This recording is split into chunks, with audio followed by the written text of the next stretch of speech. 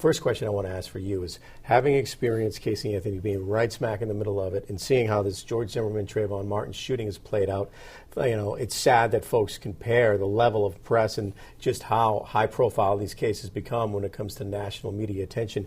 What's the parameter? How do you frame that? Are they in the same level? I mean, of just...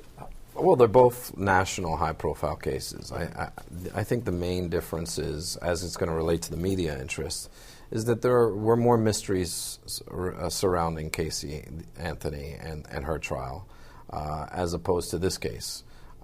And there was a longer time frame that the case involved, as opposed to what we're talking about in the Zimmerman case. We're really talking about what did or did not happen within 2 minutes of time. So that and the resources that were utilized in Casey Anthony is very different. So I think these cases there are many more differences than there are similarities. I don't think it's going to get the same type of attention. It will still get national attention and it will still be followed, but I just don't. I think what drew people more to Casey Anthony was the unknown.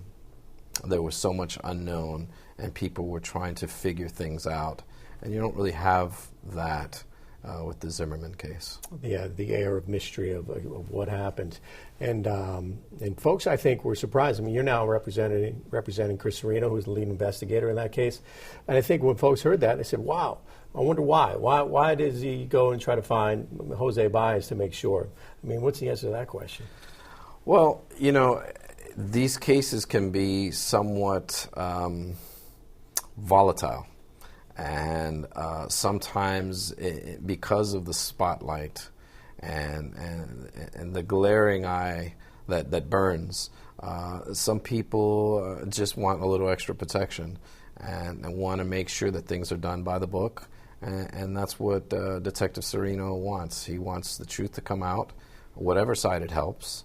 And basically, make sure that it comes out the way it should.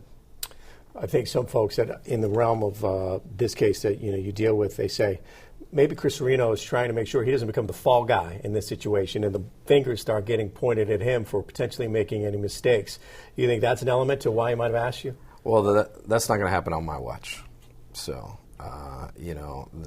whether that happens or not, they can try, but I don't think they're going to succeed.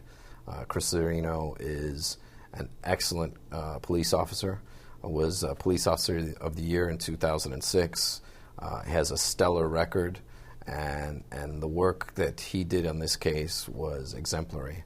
So I don't think that if they try, they're not going to be successful. This will be the last question about the Zimmerman case, but having followed that case from the beginning, and Chris Serino was the lead investigator, so much pressure building up. You had thousands of people coming to Sanford demanding George Zimmerman be arrested. Al Sharpton, Reverend Jesse Jackson. I mean, investigator and Detective Serino, was he feeling the pressure at some point in time? I mean, that was such an intense time for him, and I know that he had to step away for a little while, but it just seems like it was an amazing amount of stress. That case is still ongoing. Litigation is still ensuing. I don't think it would be proper for me to comment in that regard. This is Bernie De La Rianda and Marco Mero's case. I'm going to let them try it and stay on the sidelines as much as I can.